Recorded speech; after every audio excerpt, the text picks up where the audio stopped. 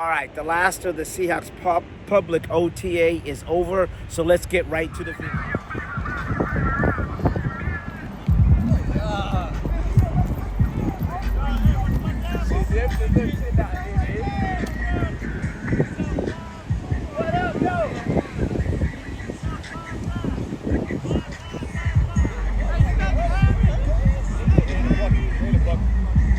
Hey, grab three, Joe.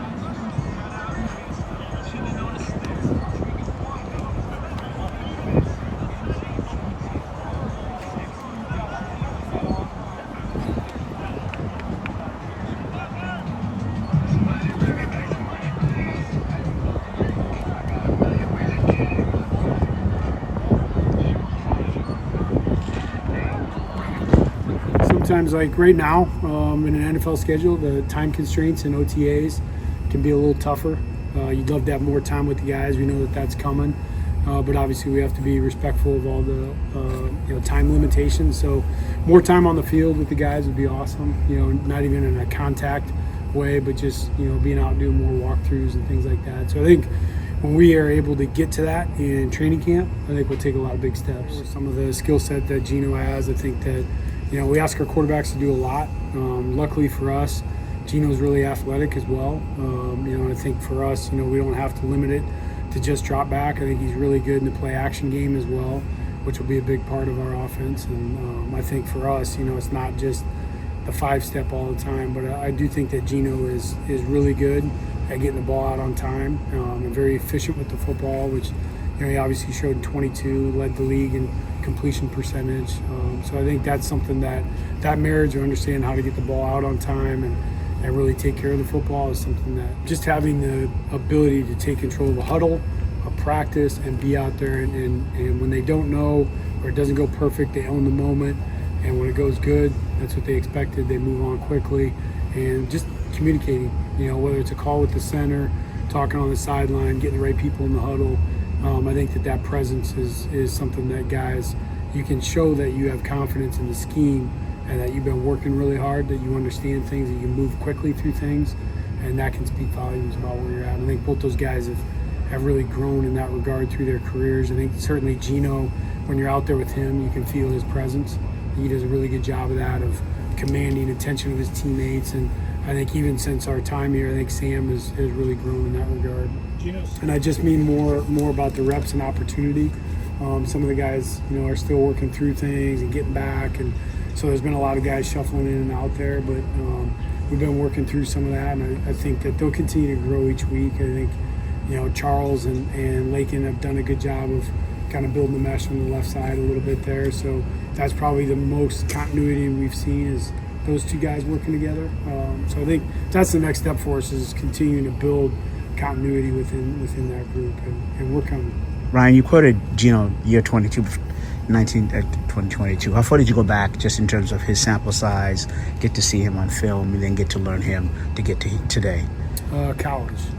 I tried to learn everything about him, like how his game has grown. What are the things that helps him?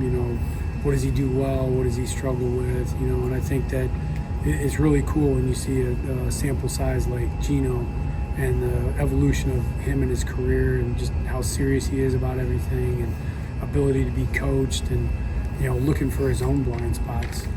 So I think I went all the way back when I thought about some concepts and things like that, like what did he do in college? How did he grow as he went through the league? And like I said, it's really impressive just to see the type of growth he's had. Getting real life reps of like movement, shift. It's more the pre-snap than it is the post-snap. Like understanding like all the pre-snap communication, the adjustments and the shifts that have to happen. We can get that at full speed, and then once the play snapped, it's like understanding your fits, your coverage, and how you adjust the coverage after that. But it was a great day. Is all of that you're doing, is that a product of installing new schemes on both sides of the ball? I think it's a product of really the process. Like obviously where we're at, definitely it is part of installing a new scheme, but really it's just part of the process of this year. It's like when there's certain restrictions and the way you can practice and the things you can do, it's like how do you maximize that by making sure like pre-snap you're moving fast, you're talking, everyone's down in a good position. Those are the things you're looking for. It's tough to say. Honestly, it'll probably be in the regular season.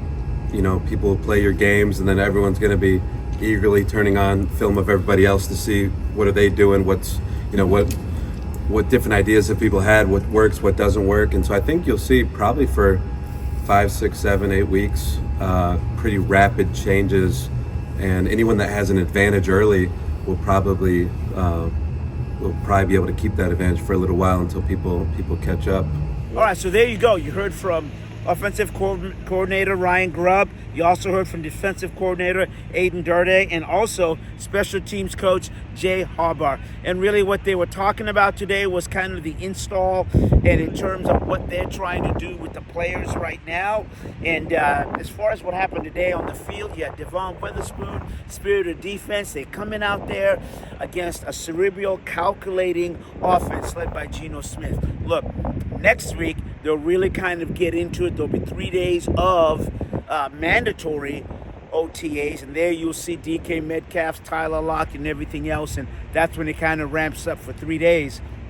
But for today, I think it was another one of those really spirited practices, and they continue the install. From the VMAC in Redton, I'm Mas Wiedemeyer for the CascadiaSports.net report.